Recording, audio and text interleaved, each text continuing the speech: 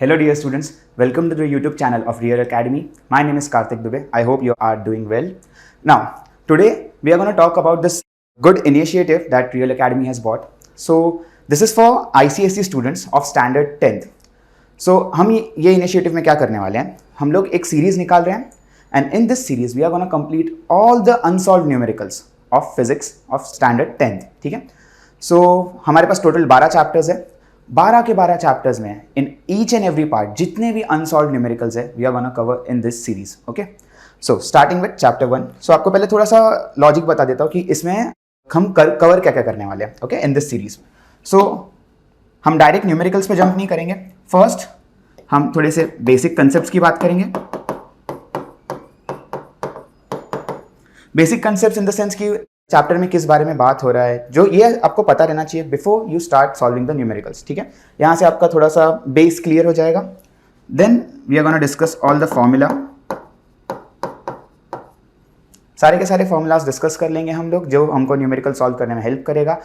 ये मेरा एक पर्सनल ओपिनियन है कि before you jump on the numericals आपको पूरा थियरी पता रहना चाहिए, चैप्टर के पीछे का लॉजिक पता रहना चाहिए और सारे न्यूमेरिकल्स के लिए जो रिक्वायर्ड फॉर्मूलाज है वो पता रहना चाहिए. उसके बाद ही आप सॉल्व कर सकते हो.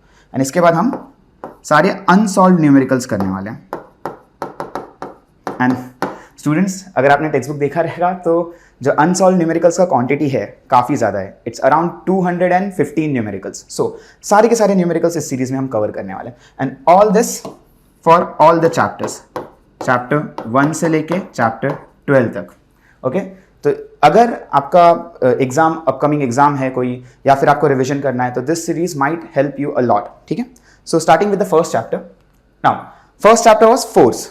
तो फोर्स में हमने क्या क्या चीजें देखी थी, लेट्स जस्ट रिकॉल इट. तो फोर्स में सबसे पहले था ट्रांसलेशनल और रोटेशनल मोशन. कि ट्रांसलेशन मोशन क्या होता है, जब when force is applied on a object and it moves in a straight line, तब हम उसको बोलते हैं translational motion. And rotational motion is जब एक बॉडी को पिवट कर दिया जाता है अबाउट अ पॉइंट एंड उस पर एक फोर्स लगाया जाता है एंड उस पिवट की वजह से, for example I am pivoting this body around this point, तो जैसे ही मैं उस पर फोर्स लगाऊंगा this body will start rotating in an angular motion. So यहाँ पे ये एक एंगल में टर्न हो जाएगा, या इसको हम रोटेशनल मोशन बोलते हैं. तो चैप्टर में translational motion, rotational motion discuss हुआ था. देन रोटेशनल मोशन के लिए हमने देखा था कि ये जो रोटेशनल मोशन प्रोवाइड होता है इस पॉइंट के अराउंड हो रहा है और ये जो फोर्स है एक परपेंडिकुलर डिस्टेंस पे अप्लाई हो रहा है, तो इससे जो क्रिएट होता है राइट हियर, यहां से जो ये क्रिएट हो रहा है इसको हम बोलते हैं मोमेंट. ठीक है. सो अगर एक फोर्स एक परपेंडिकुलर डिस्टेंस पे अप्लाई हो रहा है तो जो वहां पे क्रिएट होता है उसको हम बोलते हैं मोमेंट. सो मोमेंट कब आएगा, when force is applied at a particular distance from a pivoted point. Okay. Next हमने देखा था कि अगर ये सेम फोर्स हम एक स्ट्रेट लाइन में दो अपोजिट डायरेक्शन में लगाएं. सो आप देख सकते हैं यहाँ पे एक स्टीयरिंग व्हील का एग्जांपल है. यहाँ पे force is in the upward direction, here force is in the downward direction and the pivoted point here is this point. Okay. So यहाँ पे जो फोर्स लग रहा है उसकी वजह से एक मोमेंट क्रिएट होगा. आप देख सकते हैं ये मोमेंट इसको काउंटर क्लॉकवाइज टर्न करने का ट्राई कर रहा है. This right here is called couple of a moment. ठीक है. तो कपल का मतलब होता है दो. तो यहाँ पे दो फोर्सेस लग रहे हैं जो परपेंडिकुलर डिस्टेंस पे है और दोनों अपोजिट एक्ट कर रहे हैं, इसके वजह से रोटेशन होता है. स्टूडेंट्स नोट दिस पॉइंट कि रोटेशन करने के लिए आपको कपल की जरूरत है. एक फोर्स से रोटेशन नहीं हो सकता. It might look like this in this diagram कि एक फोर्स से रोटेशन हो रहा है, बट ऐसा नहीं है. यहाँ पे एक रिएक्शन फोर्स भी रहता है. एंड हमारे टेक्स्ट बुक में ऐसे न्यूमेरिकल्स है जहाँ पे रिएक्शन फोर्सेस की बात करेंगे हम. ओके. उसके बाद हमने देखा था कंसेप्ट ऑफ इक्विलिब्रियम. इक्विलिब्रियम में there were two kinds of equilibrium, static and dynamic. Static equilibrium and dynamic equilibrium, दोनों में the summation of all the forces is zero. And students, अगर आपको याद होगा समेशन ऑफ फोर्सेस जीरो है, इसका मतलब मास इनटू एक्सेलरेशन भी जीरो होगा. अब मास तो जीरो होता नहीं है स्टूडेंट्स, इसका मतलब एक्सेलरेशन जीरो होगा. यूजुअली हम ऑब्जेक्ट्स का मास यहाँ पे जीरो कंसिडर नहीं करने वाले, एक्सेलरेशन जीरो है. इफ एक्सेलरेशन इज जीरो, इसका मतलब आपका वेलोसिटी चेंज नहीं हो रहा, वेलोसिटी इज कांस्टेंट. नाउ दो केसेस है जहां पे वेलोसिटी कांस्टेंट रह सकता है. एक जहां पे वो कोई नेचुरल नंबर होगा, मतलब इस कहने का मतलब है वेलोसिटी का कुछ मैग्नीट्यूड होगा. So the body is moving and moving with a constant velocity, तो ये डायनामिक इक्विलिब्रियम हो गया. Body is not at rest, वो मूव कर रहा है and it is moving with a constant velocity. Constant velocity या एक्सेलरेशन जीरो है, इसका मतलब sum of all the forces is zero. Static equilibrium में आपका ये जो कांस्टेंट वेलोसिटी है दैट इज जीरो. इसका मतलब बॉडी रेस्ट पे रुका हुआ है, ठीक है। एंड लास्टली ये एक कंसेप्ट था जहां पे हमने देखा था प्रिंसिपल ऑफ मोमेंट्स। अब देख सकते हैं ये एक पिवटेड पॉइंट है, इसके अराउंड 4 अलग अलग मासेस रखे हुए हैं। ये मासेस इस पॉइंट से इस बार को रोटेट करने का, that means they are giving a moment here. Now इस पॉइंट से यहां पे क्लॉकवाइज मोमेंट लग रहा है एंड इस पॉइंट से यहां पे counter clockwise anti clockwise moment लग रहा है।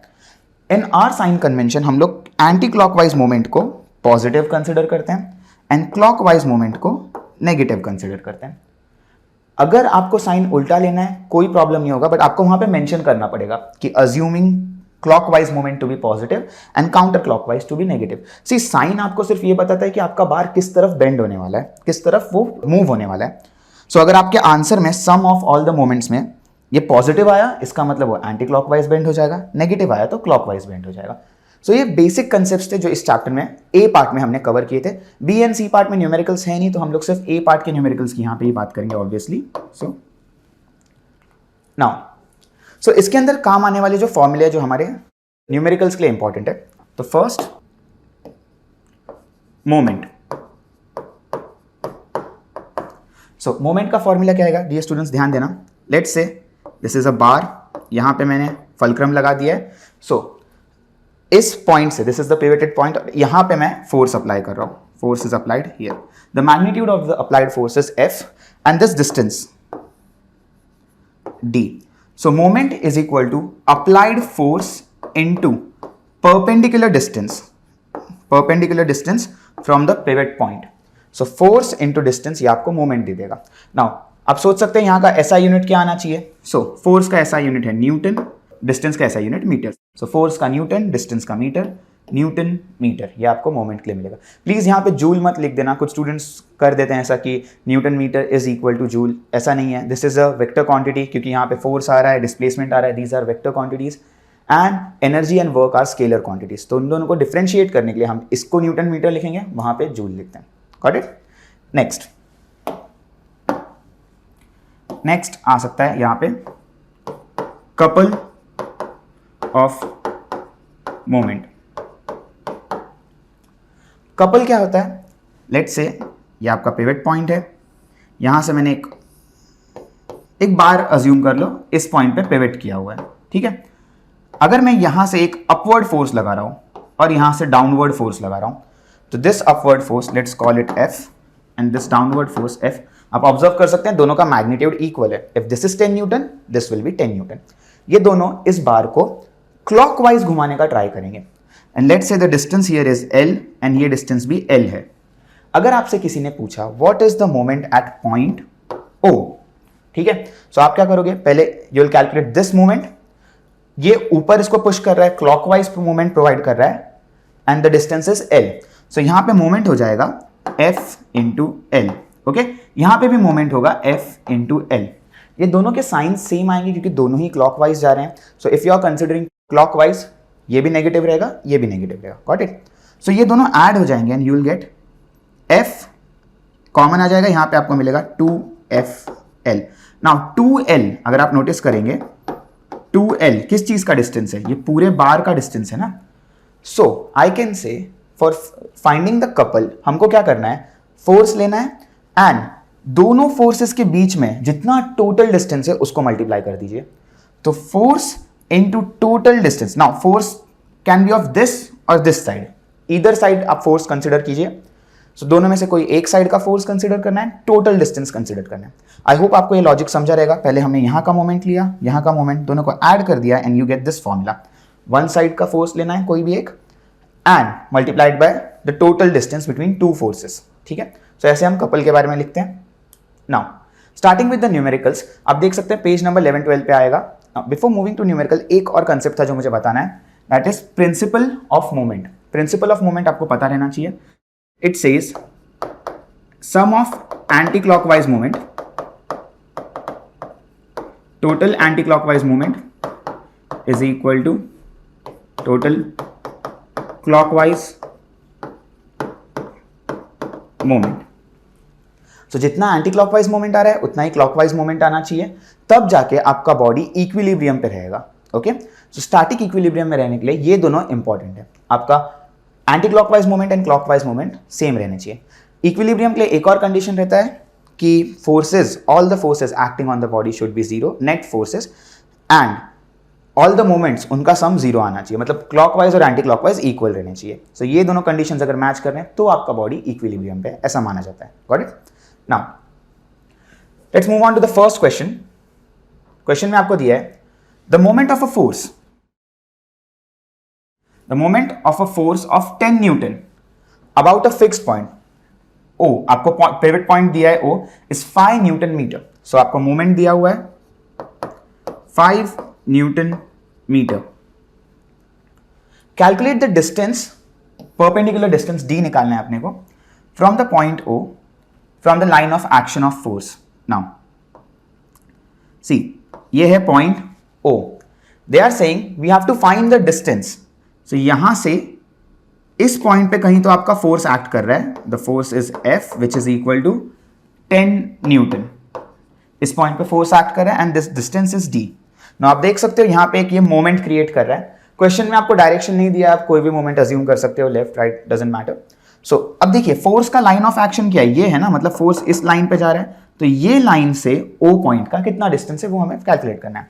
Now we know moment is equal to force into distance. तो यहां से हम निकाल सकते हैं distance is equal to moment divide by force. Moment is 5 newton metre and force is 10, तो आपका डिस्टेंस आ जाएगा 0.5 metre.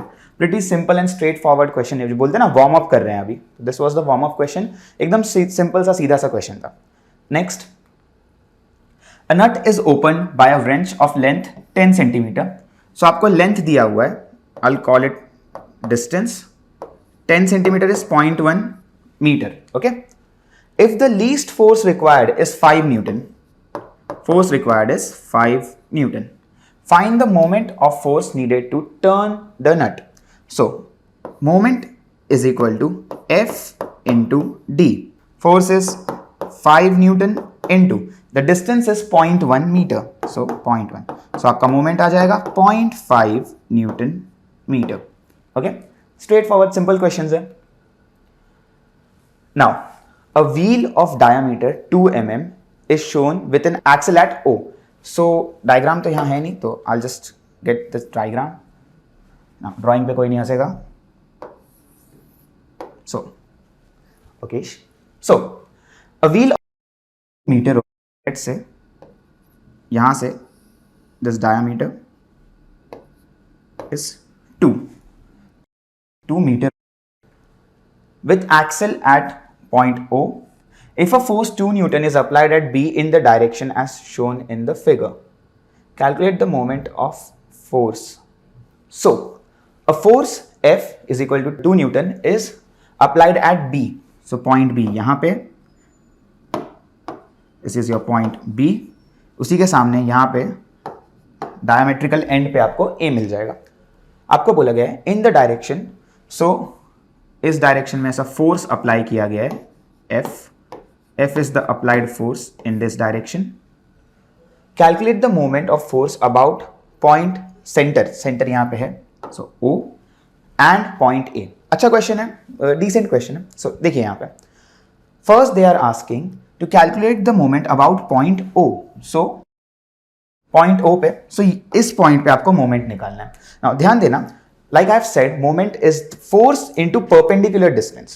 Now the diameter given is 2 meter. So यहां से यहां तक B से लेके O तक this will be 1 meter. So first moment about point O is equal to force, applied force into distance BO. So applied force हमें दिया हुआ है 2 न्यूटन into B से लेके O तक का स्टूडेंट्स जो डिस्टेंस रहेगा that would be 1 meter. So 1, 2 into 1, so 2 Newton meters. Okay, and second आपको बोला है from point A, तो point A के लिए moment at point A is equal to F into the perpendicular distance from applied force. So point A का perpendicular distance B से लेगा 2 meters. So A 2 into this is B A 2 into 2. The moment at point A will be 4 Newton meter. जो कि obvious है, आप force से जितना ज़्यादा दूर चले जाओगे उतना ज़्यादा मोमेंट अप्लाई होता है। दैट इज़ द रीज़न ना स्टूडेंट्स की जो डोर्स रहते हैं उसके हैंडल ऑलमोस्ट डोर के एज पे, एंड पे दिया रहता है, नॉट इन द मिडल, ठीक है। आप जितना अभी डोर यहाँ पे है, जितना आप दूर रखोगे हैंडल को, वहाँ से फोर्स लगाना, पूरे डोर को मूव करना ईजी हो जाएगा, ठीक है। सो साइकिल के पेडल्स पे भी ऐसे ही रहता है, पेडल को जितना आप लंबा रखोगे उतना ज़्यादा आपको मूवमेंट मिलेगा, क्योंकि जो डिस्टेंस है of pivot point and force वो बढ़ते जाता है। So this was the third question. Now, fourth. So, the diagram shows two forces, F1, यहाँ पे force है 5 Newton, and F2, 3 Newton, acting at point A and B of the rod pivoted at point O. इस point पे pivot किया हुआ है, I hope दिख रहा है ये point. So, such that OA is 2 meter and OB is 4 meter. Calculate the moment of force F1 about point O. सबसे पहला काम F1 निकालना है हमें। So moment of F1 about point O. Point O पे F1 कितना ही force लगाएगा? So F1 into F1 कितने डिस्टेंस पे पॉइंट O से? 2 मीटर पे। So F1 into OA. F1 का वैल्यू दिया हुआ है 5 into OA is 2. So 10 newton metre. Now students यहाँ पे ध्यान देना, आपको दो डायरेक्शंस दिए हुए हैं। सो इस तरफ भी फोर्स लग रहा है, वो डाउनवर्ड, दोनों ही डाउनवर्ड फोर्सेस है। But the point here is कि इस पॉइंट पे F1 आपको काउंटर क्लॉकवाइज रोटेट करने का ट्राई कर रहा है। सो देख सकते हो F1 यहाँ पे काउंटर क्लॉकवाइज रोटेट कर रहा है, F2 क्लॉकवाइज रोटेट कर रहा है। सो ये अपोजिट डायरेक्शंस में है, तो आपको आंसर में अपने मेंशन करना पड़ेगा कौन से साइड पे मूव हो रहा है। So this movement F1 towards O, ये आपको एंटी क्लॉकवाइज मूवमेंट दे रहा है, anti clockwise, okay, 10 newton metre anti clockwise. Second, movement of force F2 about O. So moment of force F2 about O. So this would be F2 into OB. So F2 कितना दिया हुआ है हमें? 3 Newton's.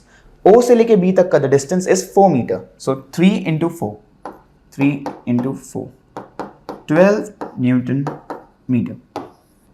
And lastly, total moment of the two forces about O. Total moment. So MO. This is total moment. Now total calculate करना है तो like I said यहाँ पे clockwise है और F1 anti clockwise था। Now हमने जो sign convention लिया हुआ है that says कि anti clockwise movement is always taken, anti clockwise जो जाएगा this will be always negative, positive, pardon, and clockwise movement will be negative, ठीक है। So हम लोग को total moment अगर लिखना है तो will take the sum of anti clockwise and clockwise moments. So 10 मैं यहां पे प्लस लेने जा रहा हूं because it is anti clockwise, and I add it with 12 जो कि क्लॉकवाइज है। 12 माइनस होगा, सो 10 minus 12 I get -2।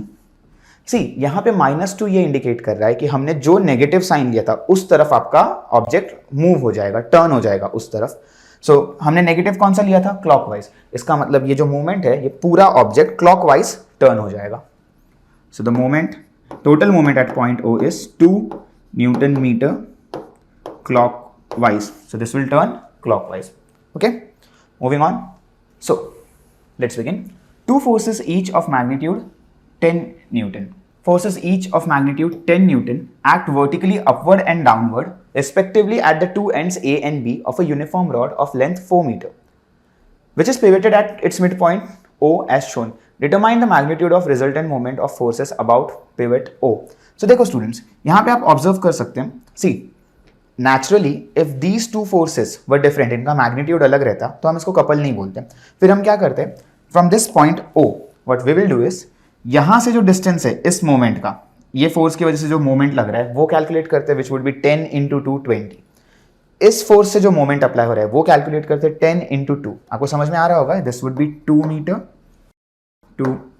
Okay, so 10 into 2 10 into 2 दोनों क्लॉकवाइज होता है, वैसा का आप सॉल्व कर सकते थे, but I think that is a bit lengthy process. हम सीधा ये लिख सकते हैं कि as the forces are equal in magnitude and opposite in direction, this forms a couple.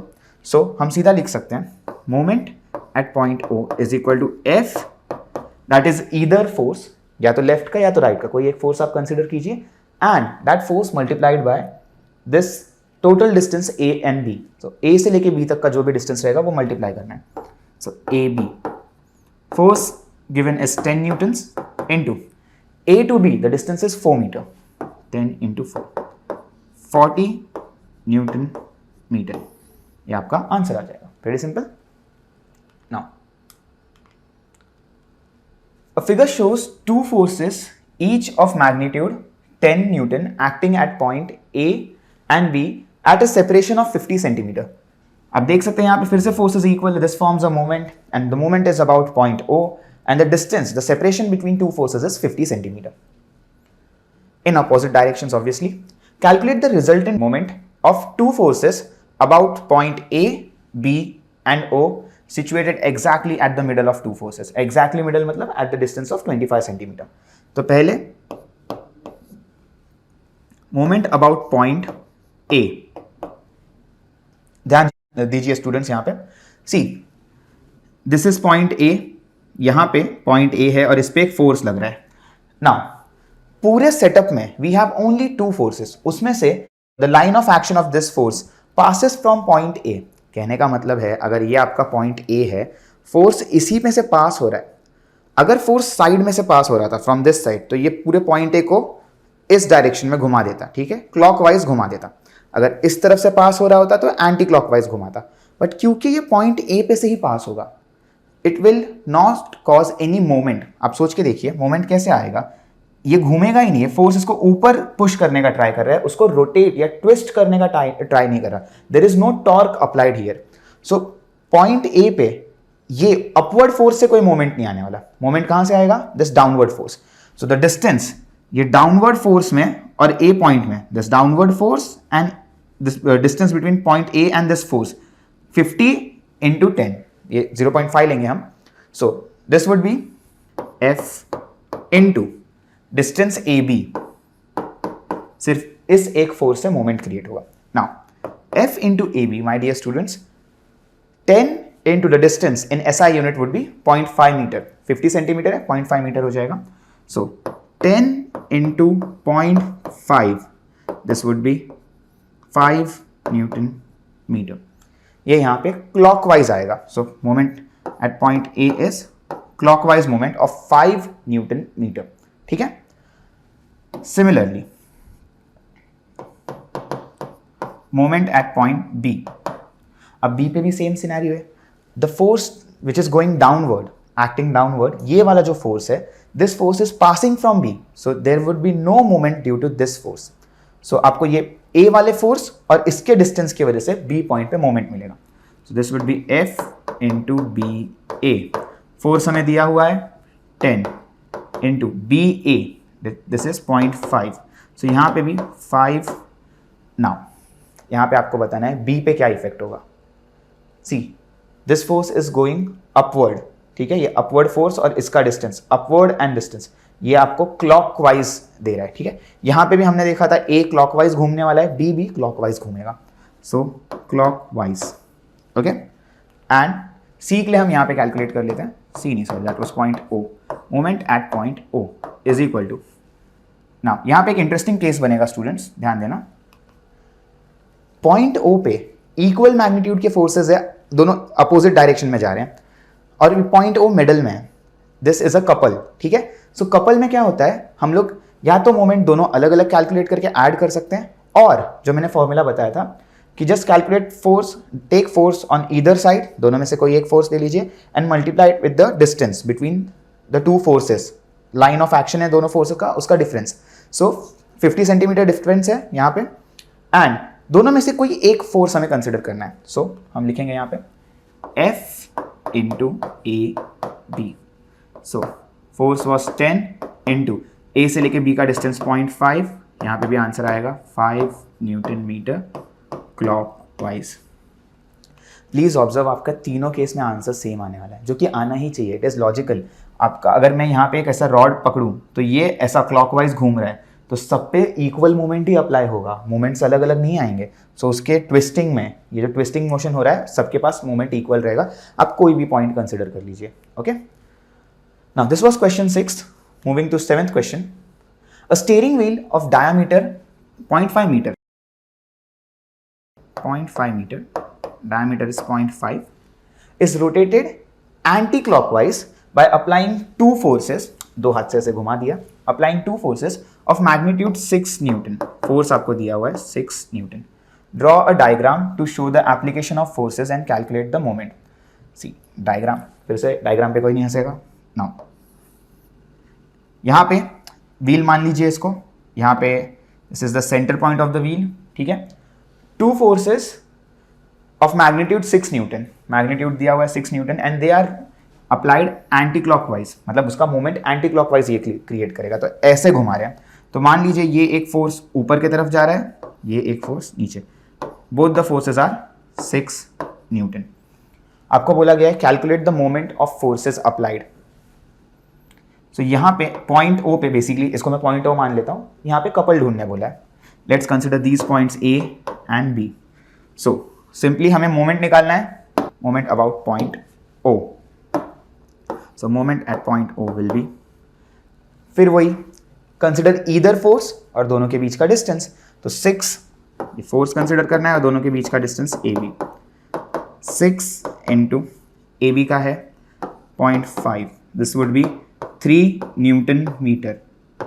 Obviously anti clockwise question में बताया हुआ है, this is anti clockwise, ठीक है. सो ऐसा डायग्राम, प्रॉपर डायग्राम बनाना है, ठीक है, एंड ये आपका आंसर आएगा. नाउ अभी तक आपने ऑब्जर्व किया रहेगा इसमें कोई डिफिकल्ट ज़्यादा क्वेश्चंस है नहीं, बहुत बेसिक है. अगर आप प्रैक्टिस करेंगे तो these are pretty simple questions. So ये जो सेट है चैप्टर फर्स्ट का ए सेट, ये न्यूमेरिकल्स छोड़ने नहीं है. These are easy numericals, they will get you the marks, ठीक है. आगे जैसे जैसे हम प्रोसीड करेंगे यू विल रियलाइज, जैसे चैप्टर 11th तो वहाँ पे डिफिकल्टी आएगा, चैप्टर 8 करंट इलेक्ट्रिसिटी, वहाँ पे हमें डिफिकल्टी फेस करना पड़ेगा, वहाँ के न्यूमेरिकल्स थोड़े टफ है. These are easy numericals, please utilise them properly. Now next question, a uniform metre rule is pivoted at its mid point. The weight of 50 GF is suspended at one end of it, where a weight of 100 GF should be suspended to keep the rule horizontal. So let's say हमारे पास यहाँ पे एक rule है,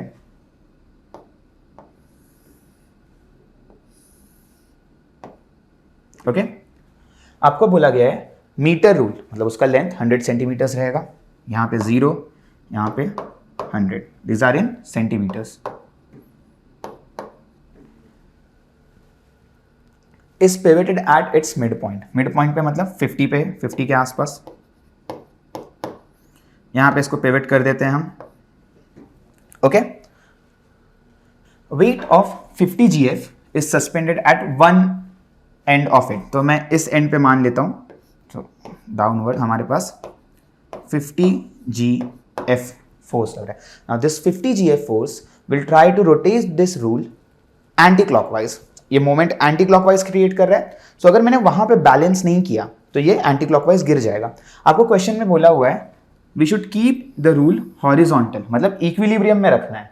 तो in case of equilibrium यहाँ पे principal of moments apply होगा कि in equilibrium condition the anti clockwise moment and the clockwise moment are equal. Sum of anti clockwise moment and sum of clockwise moment should be equal. So यहाँ पे ये anti clockwise moment create कर रहा है. आपको बताना है where a weight of 100 GF should be suspended to keep the rule horizontal. तो यहां कहीं पे तो आपको 100 GF का फोर्स लगाना है, एंड ये जो फोर्स है ये सेंटर से कितने डिस्टेंस पे ये आपको बताना है, ठीक है. लेट्स से इसको मैं बोल रहा हूं डिस्टेंस d. तो by principle of moments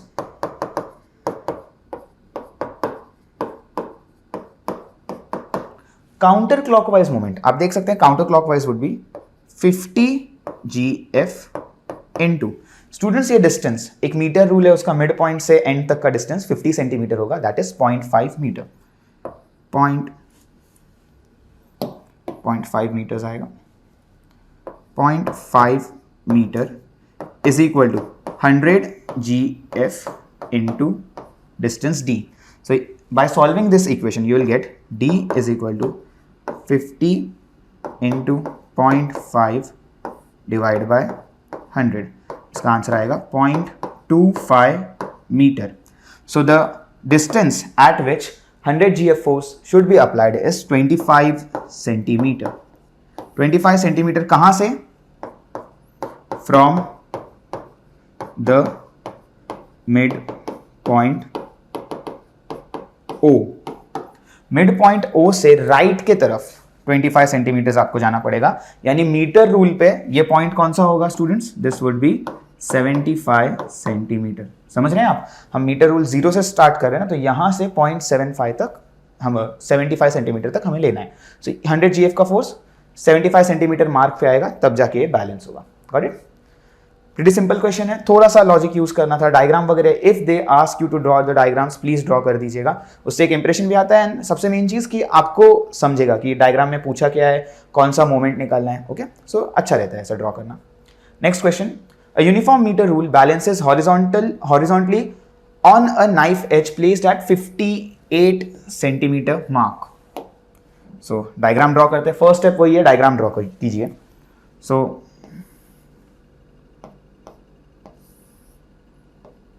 metre rule, ये 0, ये 100 सेंटीमीटर.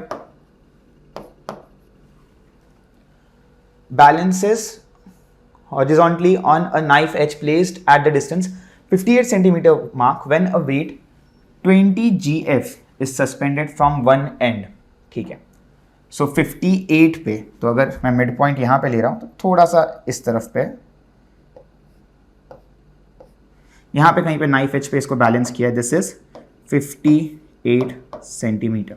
ठीक है, नाउ इट इज बैलेंस्ड. देखिए यूनिफॉर्म रूल रहता, यूनिफॉर्म रूल है और 50 पे रहेगा तो ही बैलेंस होता है ना. 58 पे, तो what will happen here is कि ये क्लॉकवाइज, ऐसा एंटी क्लॉकवाइज घूमने का ट्राई करेगा. ओके, अज्यूम करो यहां पे at this point, let's say this is your 50 centimetre mark, 50 centimetre.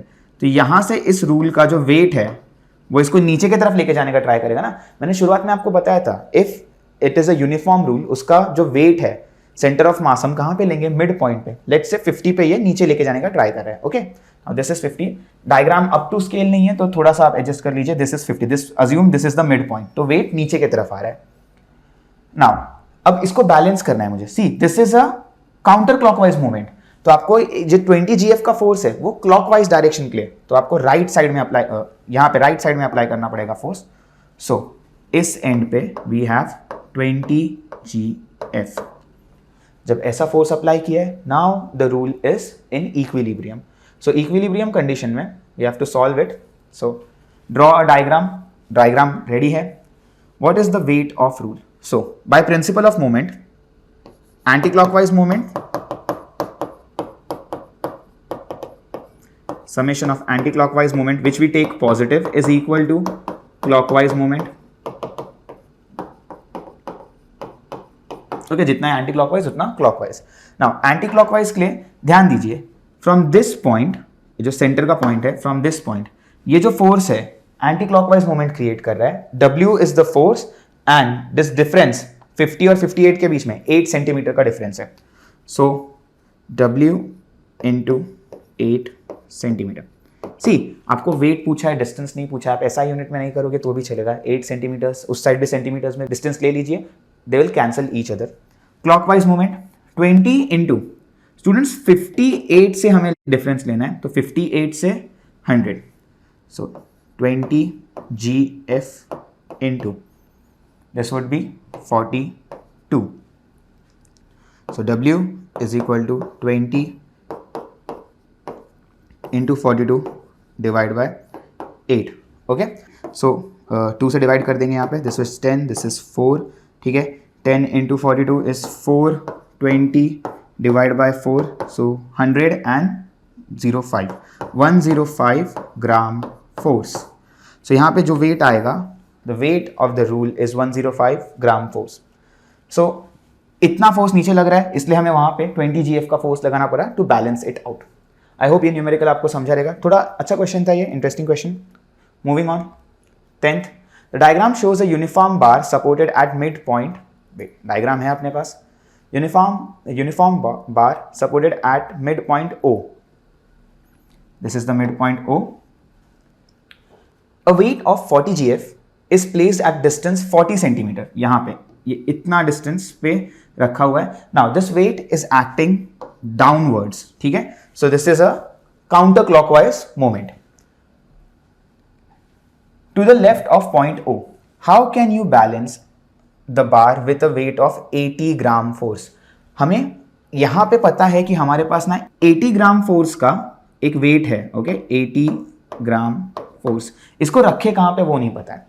80 gram force obviously right में रखना है ताकि वो क्लॉकवाइज मोमेंट क्रिएट करे. यहां पे एंटी क्लॉकवाइज मोमेंट है and it will balance each other out.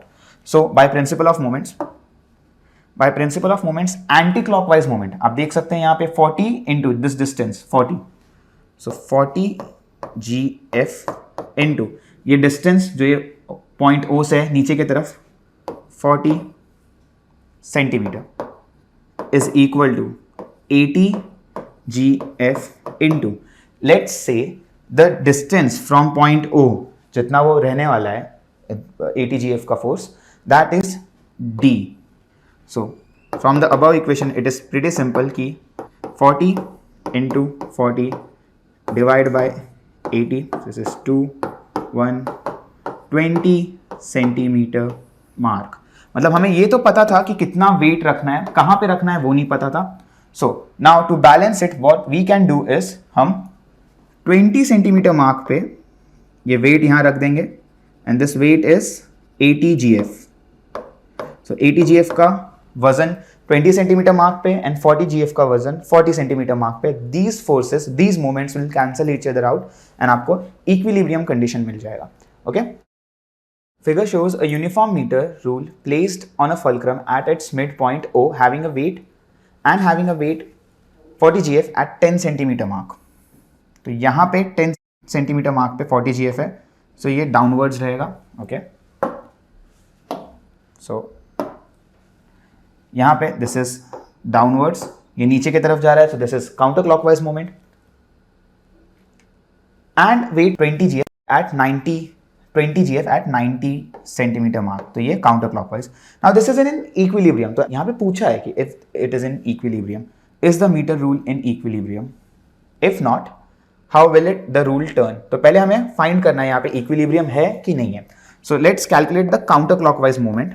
So total moment at point O हम लोग पहले काउंट करेंगे काउंटर क्लॉकवाइज कितना है. So 40 GF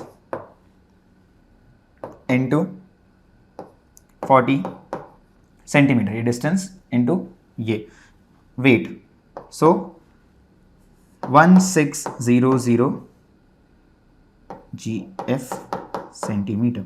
now this is the moment जो आ रहा है anti clockwise. Let's calculate the moment at point O in clockwise direction. तो क्लॉकवाइज में this 20 GF force is acting at a distance 50 से लेके 90, this is 40, 50 से लेके 90 तक. 20 GF in 40 centimeter, so this would be 80. Now as you can see, counter clockwise, anti clockwise जो moment है काफी ज्यादा आ रहा है क्लॉकवाइज मोमेंट से, तो this object will turn anti clockwise. So जो आपको क्वेश्चन पूछा है, is the metre rule in equilibrium? नहीं, the metre rule is not in equilibrium, क्योंकि इक्विलिब्रियम में होता तो sum of all the moments would be equal, would be zero, दोनों साइड के इक्वल होते. If not, how will the rule turn? तो कैसे जाएगा? Anti clockwise. The rule will turn anti clockwise. ठीक है. How can the rule be brought in equilibrium?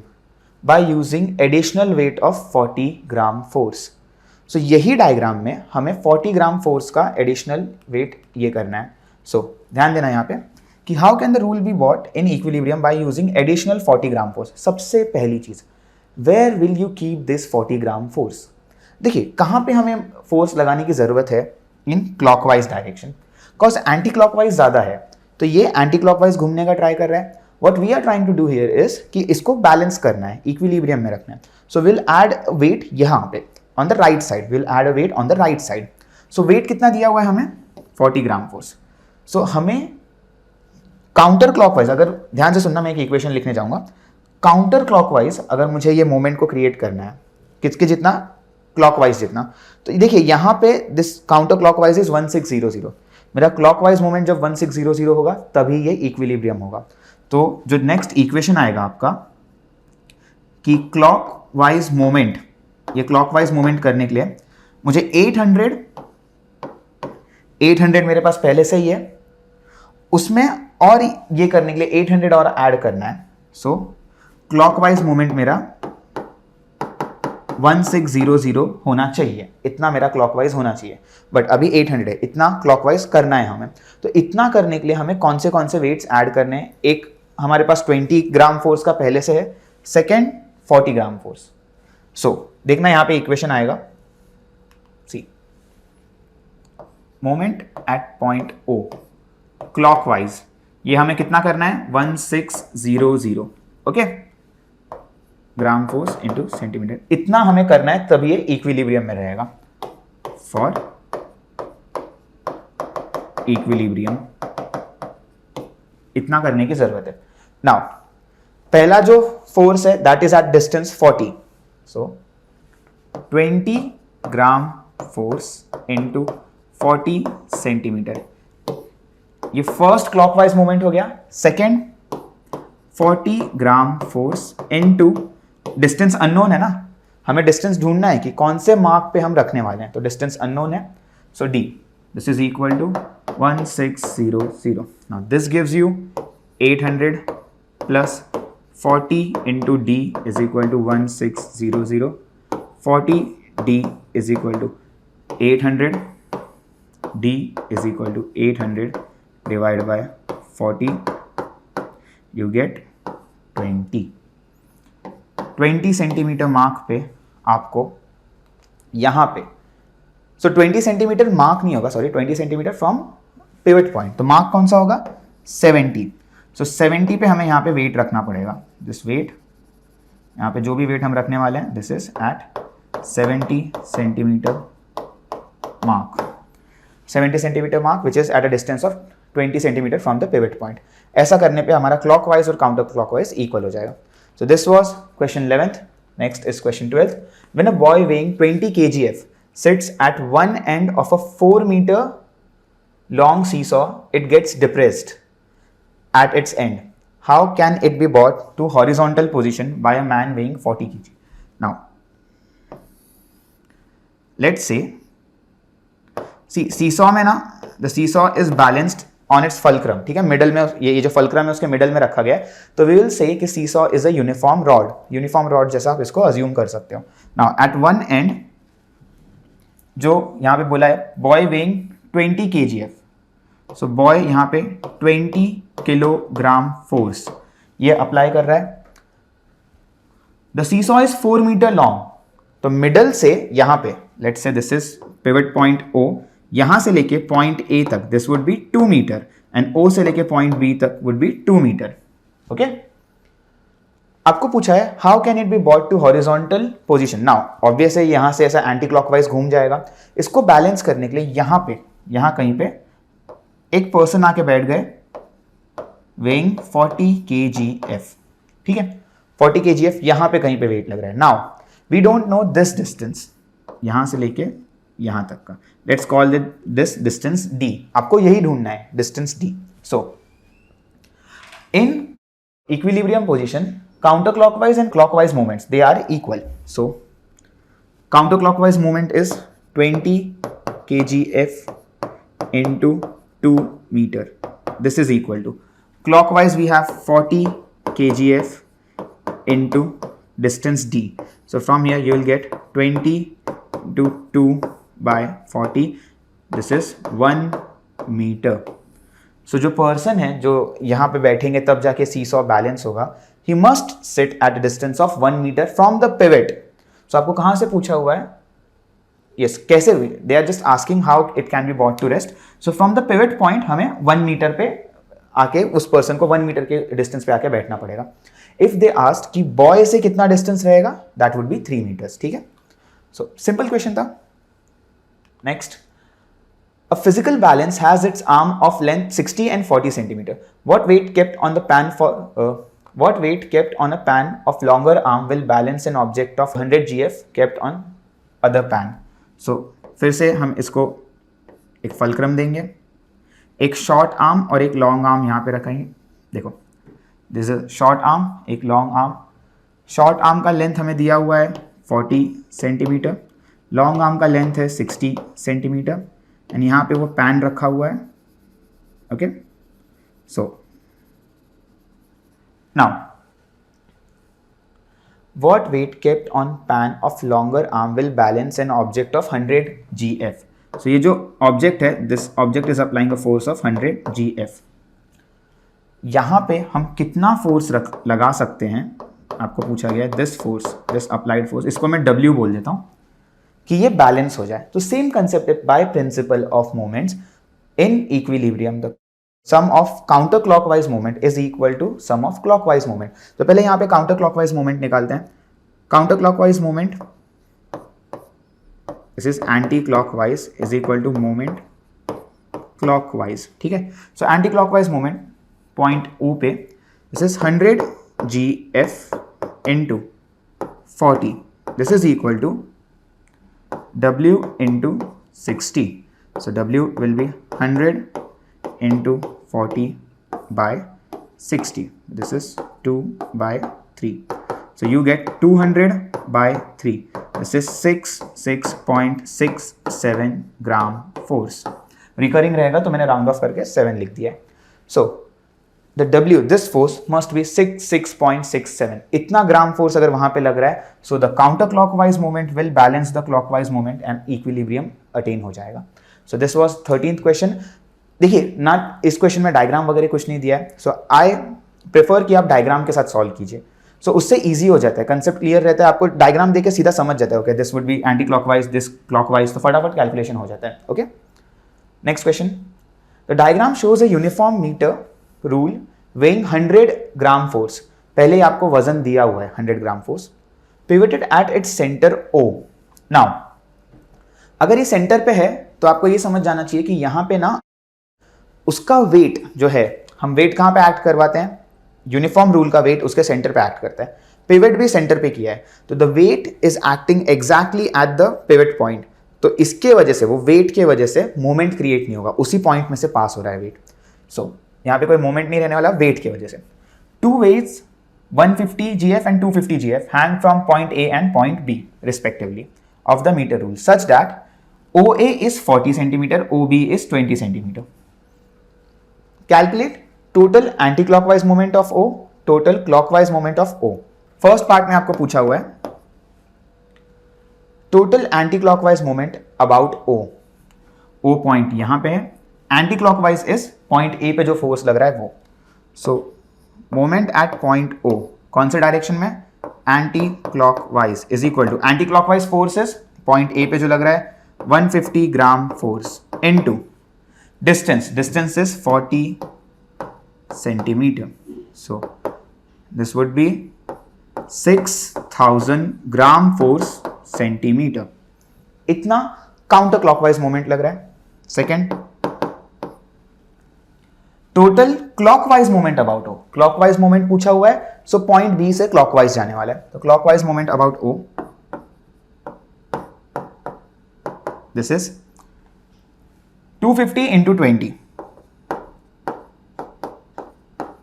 So this would be 5000 gram force centimeter. So दो moments हैं, दोनों अलग आए, आप ऑब्जर्व कर सकते हैं दोनों मोमेंट्स अलग आ रहे हैं। इसका मतलब रूल उस तरफ बेंड होगा जहां पे मोमेंट ज्यादा है। मोमेंट ज्यादा कहां पे मिल रहा है आपको, एंटी क्लॉकवाइज, सो एंटी क्लॉकवाइज पे ज्यादा है, तो this rule will shift anti clockwise.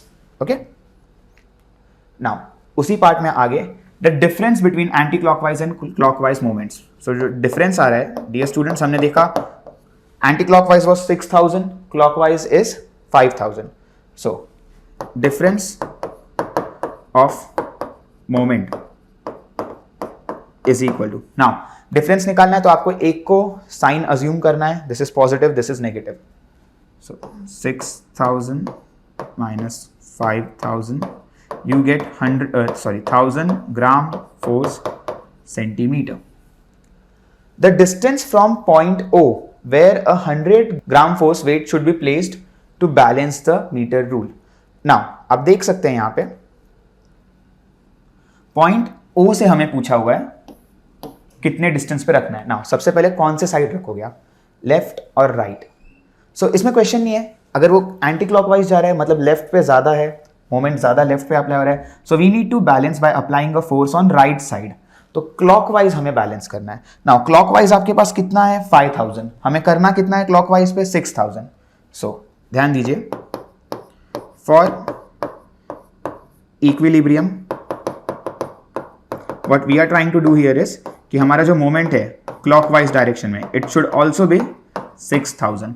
तो क्लॉकवाइज डायरेक्शन में कितने फोर्सेस लग रहे हैं वो देखते हैं। Clockwise this is 250 at distance 20 centimetre, so 250 gram force into 20 centimetre plus कितना एक्स्ट्रा फोर्स है हमारे पास 100 gram force into distance d is equal to 6000। This gives you 5000 plus 100d is equal to 6000. So 100 into d is equal to 1000. d is equal to 10 centimeter. यानी if we keep the weight of 100 gram force at a distance of 10 centimeter तो ये balance हो जाएगा। So the distance from O is 10 centimeter. 10 centimeter के distance पे on the right side the weight should be placed to get equilibrium, to attain equilibrium condition. I hope ये question समझा जाएगा। थोड़ा सा लेंदी क्वेश्चन है, it is four part question but pretty simple question, ठीक है। So next, a uniform meter rule of weight 10 gram force is pivoted at its zero mark. Okay, what moment of force depresses the rule? So मान लीजिए ये rule रखा हुआ है, it is pivoted at zero mark, so this is 0 centimeter. Uniform meter rule बोला हुआ है, metre 1 metre is 100 centimeters. So point O पे pivot किया है, this is 0 mark. The weight of the rule, now weight कहाँ पे act करेगा dear students? Middle में act करेगा क्योंकि it is a uniform rule. So weight यहाँ पे act कर रहा है, the distance is 50 centimeter and the weight is 10 gram force.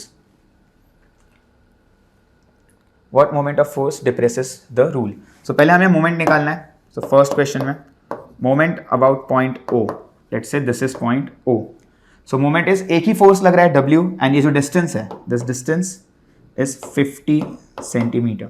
So W into, let's call this A and let's call this B. This is O. So OA. So W is 10 gram force into OA which is 50 centimeter.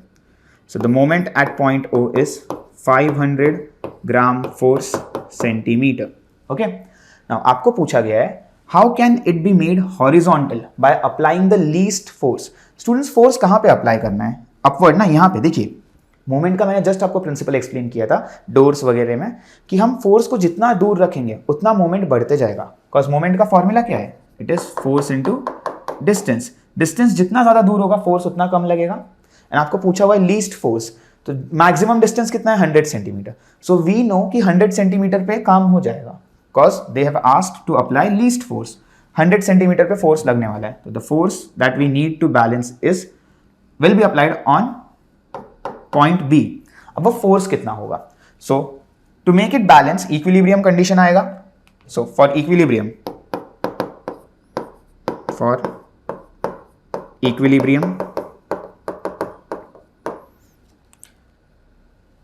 Clockwise और counterclockwise equal होना चाहिए। Now this moment here is clockwise, जो weight है rule का clockwise and ये जो F है counter clockwise, ये दोनों इक्वल होने चाहिए। So clockwise moment is W into OA. This should be equal to F into OB. F into OB. यहां से आपको F मिलेगा W into OA divided by OB. W into OA students हमने calculate किया था, this was 500 gram force centimetre divide by OB is 100. सो यहाँ पे 5 gram force. So this force is 5 gram force. If you apply 5 gram force on the point B, this rule will become in equilibrium. ठीक है? So pretty simple questions, but like I said ये पूरे set में questions easy है, ठीक है। तो ऐसा कुछ ज़्यादा इसमें रॉकेट साइंस लगाने की ज़रूरत नहीं है हमें, बट प्रैक्टिस नहीं करोगे तो एग्जाम में इट इज़ पॉसिबल कि कुछ सिली मिस्टेक कर दो, फोर्सेस का साइन उल्टा नीचे ऐसा ऊपर नीचे कुछ कर दो, तो avoid those mistakes, okay, keep practising. 16th question, a uniform half metre rule, ध्यान देना, half metre is 50 centimetres, can be balanced at 29 centimetre mark when a mass of 20 gram is hung from one end. Now diagram पे आते हैं।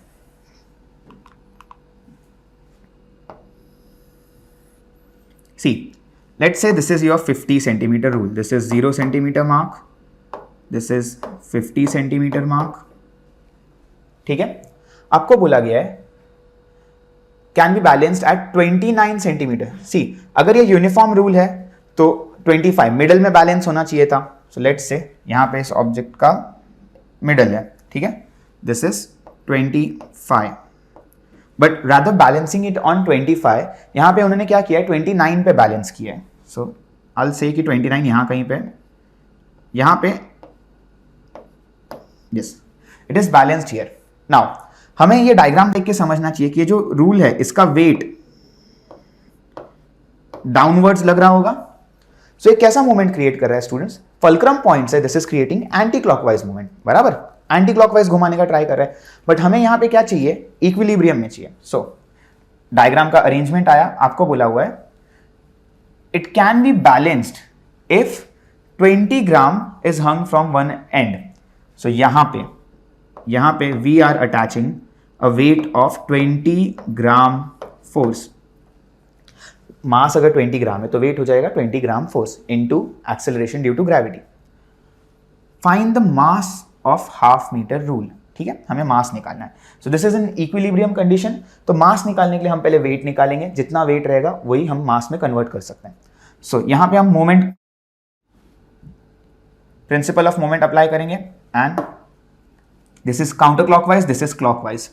सो moment about, let's consider this point O।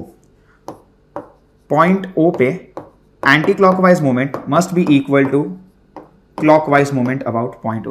Anti-clockwise moment is W into, students ध्यान देना, this total length is 29, force कहां पे लग रहा है, 25 पे। सो ये जो डिस्टेंस है 29 और 25 के बीच का 4, वो डिस्टेंस से हमें मल्टीप्लाई करना है। So weight into 4 centimetre which is equal to 20 gram force into, now ध्यान दीजिए, यहाँ पे बहुत सारे स्टूडेंट्स मिस्टेक करते हैं। व्हाट दे डू इज कि 25 और 50 ये करके 25 डिस्टेंस ले लेते हैं। हमें 25 नहीं कंसिडर करना, हमें कहाँ से कंसिडर करना है, पिवट पॉइंट से, विच इज एट 29। सो 29 और 50 का distance, 50 minus 29 you get 21 centimetre. So weight is equal to 20 into 21 divide by 4, this is 1 ज़ा 5 ज़ा 105 ग्राम फोर्स। अगर आपका फोर्स 105 ग्राम फोर्स है, so mass is equal to 105 grams. You may remember gram force 9th में किया हुआ है, gram force is mass into acceleration due to gravity. So g, mass into g लिखते हैं हम।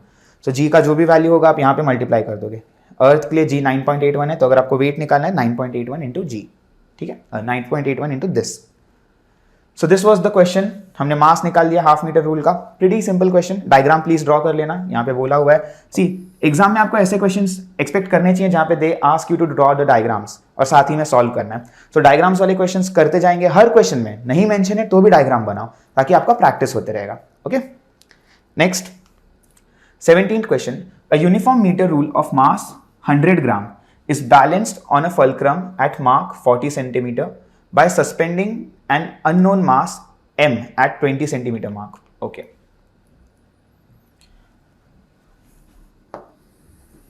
So uniform meter rule, this is 0 centimeter mark, this is 100 centimeter mark. आपको बोला हुआ है, इसका मास दिया हुआ है, so the mass of the rule, मास अगर 100 है तो वेट हो जाएगा 100 ग्राम फोर्स। रूल का वेट हमें दिया हुआ है 100 gram force. They are saying is balanced on a fulcrum at mark 40 centimeter. Now students, like I said, अगर ये यूनिफॉर्म है तो इसका बैलेंस मिडल में होना चाहिए 50 पे, तो ये रूल को मैं 50 पे बैलेंस कर सकता हूं, बट यहां पे किधर किया हुआ है 40 सेंटीमीटर्स. सो लेट्स से यहां कहीं पे इसको बैलेंस किया है. नाउ यू मे नोटिस कि अगर इसको मैंने 40 पे बैलेंस किया तो इसका वेट इसको डाउनवर्ड पुल देगा एक, and here a clockwise moment is created. तो ये क्लॉकवाइज गिरने का ट्राई करेगा. By suspending, now it is balanced on fulcrum at mark 40 centimetre by suspending an unknown mass at mark 20 centimetre. जो कि ऑब्वियस है, अगर ये क्लॉकवाइज जा रहा है तो इसको बैलेंस करने के लिए we need an anti clockwise moment. Anti clockwise इस तरफ आएगा on the left side. So at distance 20 centimetre mark, so 20 centimetre mark पे we have kept a mass m. Okay, unknown mass m. तो यहां पे वेट क्या हो जाएगा m into g. Find the value of m. हमें m का value ढूंढना है. सो ध्यान दीजिएगा, हमें वेट पता है, this is clockwise, this is anti clockwise. Equilibrium पे दोनों मोमेंट सेम रहने चाहिए. सो moment at point, let's call this point O. Anti-clockwise is equal to moment at point O clockwise. Okay, so anti-clockwise is mg into 20. So mg into 20 centimeters is equal to clockwise में weight into 10, w into 10. So ये solve करने पे weight आपको दिया हुआ है 100. So we get mg is equal to w into 10 by 20. This is w by 2. So mg is equal to 100 by 2, यानी 50 gram force. Now the force is 50 gram force. तो यहाँ पे मुझे अगर g का वैल्यू हटाना है, सिर्फ मास निकालना है, तो यहाँ से this would be 50 grams. यानी the mass attached here is 50 ग्राम. सो 50 ग्राम मास है तो उसका वेट हो जाएगा 50 GF, 50 ग्राम फोर्स. आपको पूछा गया है तो value of m, like I said 50 grams. They have asked to which side the rule will tilt if mass m is moved to the mark 10 centimetre. Now देखिए, this is an equilibrium, no doubt this is an equilibrium. अगर मैंने इस मास को थोड़ा और दूर किया, so force बढ़ेगा क्या इसका? यहां से मैं इसको चेंज कर रहा हूं, फोर्स नहीं बढ़ेगा, but the distance from the pivot point increases. So moment के फॉर्मूला में फोर्स आपका नहीं बढ़ रहा है, बट आपका डिस्टेंस बढ़ रहा है. अगर डिस्टेंस बढ़ेगा तो मोमेंट भी बढ़ जाएगा. Okay, so they are saying ये 10 सेंटीमीटर को आप यहां पे 10 सेंटीमीटर मार्क पे शिफ्ट कर दीजिए. सो अगर आपने फोर्स को लेफ्ट में शिफ्ट किया, आपके left words moment, counter clockwise moment बढ़ जाएगा, क्लॉकवाइज मोमेंट कम होगा. काउंटर क्लॉकवाइज मोमेंट बढ़ रहा है, इसलिए आपका ये जो रूल है it will move counter clockwise. To which side will the rule tilt? तो कहां पे जाएगा ये, कौन से side? Anti clockwise. Anti clockwise tilt हो जाएगा if the mass is moved at distance 10 centimetre from the end, यानी 10 सेंटीमीटर मार्क पे कर दिया. तो सेम क्वेश्चन अगर आपको पूछा रहता कि पिवट पॉइंट को चेंज किया, तो अगर पिवट पॉइंट को हम नजदीक लेके आ जाते तो इस तरफ क्लॉकवाइज फोर्स बढ़ जाता. इस बार हम क्या कर रहे हैं, मास को दूर लेके जा रहे हैं, तो एंटी क्लॉकवाइज मूवमेंट बढ़ रहा है, इसलिए आपका जो रूल है वो एंटी क्लॉकवाइज टिल्ट हो जाएगा. इसी क्वेश्चन में आगे के पार्ट में पूछा है what is the result moment. Now resultant moment, so मैं फिर से वो डायग्राम ड्रॉ कर देता हूं. This was 0 centimetre, this was 100 centimetres, 50 centimetre mark यहां पे. इस बार उन्होंने कहा है 10 सेंटीमीटर पे आपको मास रखना है, तो आपका जो 10 सेंटीमीटर पे mg अप्लाई हो रहा है. ओके, और जो बैलेंस किया हुआ है it is on 40 centimetre mark, और यहां से वेट नीचे जा रहा है. आई गेस सेम डायग्राम बन गया. यहां पे भी बस एक चेंज है कि दिस पॉइंट 20 सेंटीमीटर की जगह अब आपका जो फोर्स है वो 10 सेंटीमीटर मार्क पे लग रहा है. नाउ आपको पूछा गया है what is the resultant moment.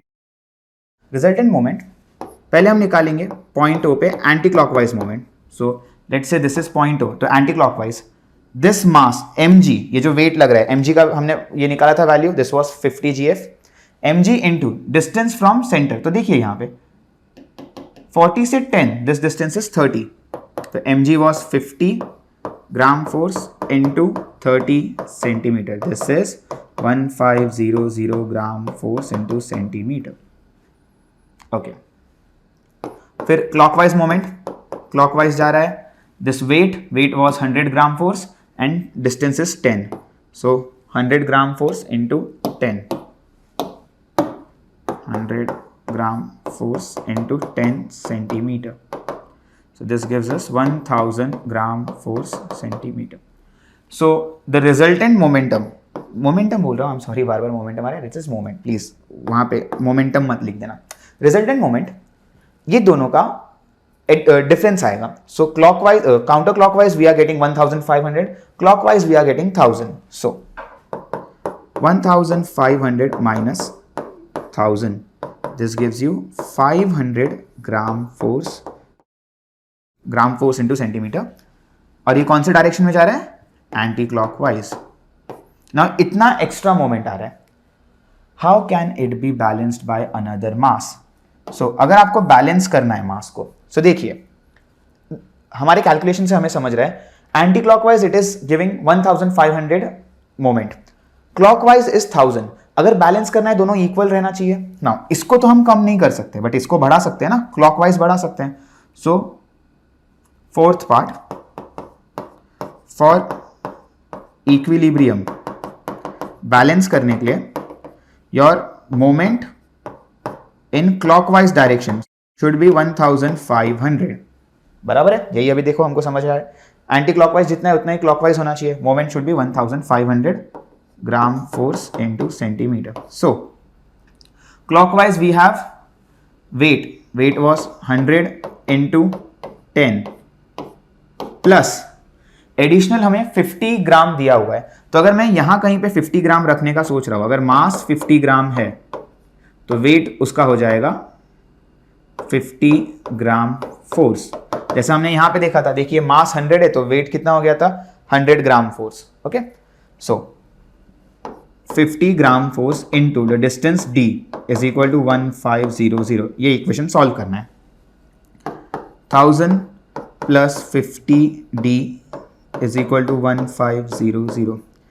50d is equal to, ये 1000 वहां चला जाएगा, माइनस होगा 500 divide by 50 we get 10. So 10 centimetre mark, यहां पे से 10 सेंटीमीटर मार्क पे आपका अगर ये डिस्टेंस रहेगा तो 50 ग्राम और रखेंगे तो आपका काम हो जाएगा. सो यहाँ पे जितना क्लॉकवाइज जा रहा है उतना ही एंटी क्लॉकवाइज मिल जाएगा. ओके, सो आई होप यहाँ तक के क्वेश्चंस आपको समझे. 10 सेंटीमीटर आ रहा है तो आप ऑब्जर्व कर सकते हैं, हमने यहाँ पे दिस जो सेंटर है ना, वहीं पे आपको ये रखना पड़ेगा, 50 ग्राम फोर्स का और फोर्स लगाना पड़ेगा. So this will be balance. So जितना काउंटर क्लॉकवाइज आ रहा था उतना ही क्लॉकवाइज आना चाहिए ताकि इक्विलिब्रियम अटेन हो. उसके लिए 10 सेंटीमीटर डिस्टेंस पे आपको रखना है. सो आई गेस ये क्वेश्चन भी आपको समझा रहेगा. Moving on, this is the last question. In the figure below, okay diagram है अपने पास, good. A uniform bar of length L is supported at its end and loaded by a weight W kgf at its middle. See, अगर middle में है, पूरे बार का length L है और ये मिडल में है, सो आपको समझ में आ जाना चाहिए from here to here this is L/2 and middle से लेके एंड तक L/2. ठीक है, पूरे इसको दो पार्ट में डिवाइड कर दिया है. In equilibrium find the reaction R1 and R2. R1 and R2. Now students, I don't know आपको रिएक्शंस के बारे में कितना पता है, मैं सिर्फ इतना बता देता हूं. ये जो सपोर्ट है दिख रहा है, ये रॉड पे जो सपोर्ट दिए हुए हैं, जब कोई वेट इसको नीचे खींच रहा है तो सपोर्ट उस पर इक्वल एंड अपोजिट फोर्स लगा रहा है, तभी वो बैलेंस हुआ है. ठीक है, नेट फोर्स यहाँ पे 0 है. इक्विलिब्रियम में अटेन करने के लिए downward and upward force should be equal. Newton's third law of motion, every action force has an equal and opposite reaction force which acts simultaneously. तो यहाँ पे एक्शन फोर्स है weight, equal and opposite reaction force are R1 and R2. आपको बोला गया है find the reaction forces. Okay, now see, यहां पे ऑब्जर्व करने वाली बात इतनी सी है कि आपको बोला है इन इक्विलिब्रियम. इक्विलिब्रियम के लिए दो कंडीशन रहते हैं. Sum of all the moment is 0. Sum of all the moment मतलब क्लॉकवाइज और एंटी क्लॉकवाइज 0 होगा. This is principle of moments कि summation of clockwise moment is equal to summation of anti clockwise moment, तो दोनों equal है तो minus करोगे zero ही आएगा। And sum of all the forces is zero. Equilibrium static हो या डायनामिक हो, फोर्सेस जीरो रहने चाहिए, sum of all the forces. So पहले तो मैं इक्विलिब्रियम के लिए मोमेंट वाला प्रिंसिपल यूज कर रहा हूं कि आप कोई भी एक पॉइंट सिलेक्ट कर सकते हैं। Let's name these points. ये पॉइंट को मैं मानता हूं A, this is B, this is C. आपकी मर्जी है। See this is in equilibrium, तो कोई भी पॉइंट से मोमेंट निकालो सेम आएगा। We have solved such a question, just a second, we did solve such a question जहां पे हमें 3 जगहों पे मोमेंट निकालने बोला हुआ था। यस, इन दिस क्वेश्चन हमें मोमेंट ए, बी और ओ हर जगह निकालने बोला था। आप चेक कर सकते हो हर जगह मोमेंट सेम आ रहा है, 5 5 5, एंड तीनों जगहों पे मोमेंट तो सेम आया था, उनका डायरेक्शन भी क्लॉकवाइज आया था। So in short all I want to say is कि आप ये लॉजिक यहां पे भी अप्लाई कर सकते हो, हर क्वेश्चन में ये लॉजिक अप्लाई कर सकते हैं आप कि सी आप ये तीनों में से कोई भी एक पॉइंट पे मोमेंट निकालो, इक्वली आएगा। So I will pick point A. आपकी मर्जी, आप ट्राई कर सकते हो, बी या सी लेके ट्राई करना, सेम आंसर आएगा। So moment at point A, moment of point A is equal to, now point A पे 3 फोर्सेस लग रहे हैं।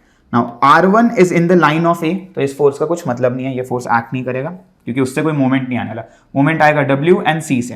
Now W is trying to rotate it clockwise, C is trying to rotate it anti clockwise. W distance पे है L/2। So moment eight A हम लोग क्या करेंगे, क्लॉकवाइज को पॉजिटिव लेते हैं, एंटी क्लॉकवाइज को नेगेटिव। तो clockwise is positive, W into L/2, this is positive, minus negative क्या आएगा clockwise, R2 into L/2 plus L/2 is L, total distance L है ना। सो मोमेंट कितना रहना चाहिए इक्विलिब्रियम के लिए, 0 ना। 0 is equal to WL/2 minus R2 into L। So यहां से मुझे समझ में आ रहा है R2L is equal to WL/2, दोनों साइड से L कैंसिल हो जाएगा, you get R2 is equal to W/2। So जितना भी फोर्स आप मिडल में लगा रहे हो, R2 उसका हाफ होगा, ठीक है। नाउ R1 ढूंढना है, इसके लिए मैं इस बार फोर्स की हेल्प लूंगा। Sum of all the forces is equal to 0। यहां पे 3 ही फोर्स लग रहे हैं, दोस फोर्सेस। अब फिर से आपकी मर्जी, आप डायरेक्शन कैसे भी अज्यूम कीजिए। मैं ऊपर पॉजिटिव अज्यूम कर रहा हूं, नीचे नेगेटिव हो जाएगा। आपको चाहिए आप नीचे पॉजिटिव ऊपर नेगेटिव ले सकते हैं, फर्क नहीं पड़ने वाला। So upward forces are R1 R2, R1 plus R2 is equal to W। जो फोर्सेस ऊपर लग रहे हैं उतना ही इक्वल फोर्स नीचे लगना चाहिए। सो R1 प्लस R2 का वैल्यू मिला है W/2, W/2 is equal to W। So यहां से हमें मिलेगा R1 is equal to W minus W/2। So यहां से R1 का value W/2, 1 minus half is half. अब देख सकते हैं R1 और R2 इक्वल आ रहे हैं मैग्नीट्यूड में एंड डायरेक्शन में भी, क्योंकि ये एक मिरर इमेज जैसा है। यहाँ पे जितने लेफ्ट में जैसा कंडीशन है, राइट में भी उतना वैसा ही कंडीशन है। सो दोनों साइड सेम फोर्सेस आएंगे। So with this students we have completed all the questions of chapter 1 part A and yes, सारे के सारे हो गए, finally done. B and C part में न्यूमेरिकल्स नहीं है, सो उसका आपको वरी करने का कोई ज़रूरत नहीं है। सो आई होप यहाँ तक आपको सारे क्वेश्चन समझे रहेंगे। प्लीज़ अपने फ्रेंड्स को भी रिकमेंड कीजिए, अगर आपको लग रहा है कि किसी स्टूडेंट को हेल्प हो सकता है इससे, आपके क्लासमेट्स वगैरह को उनको शेयर कीजिए। And do comment on this, हमें फीडबैक जैसे मिलेगा उस हिसाब से हमें पता चलेगा कि क्या बेटर करना चाहिए आपके लिए और कितना अच्छा कंटेंट हम ला सकते हैं, क्या पसंद आया क्या नहीं पसंद आया वो बताना please. And this was just the first chapter.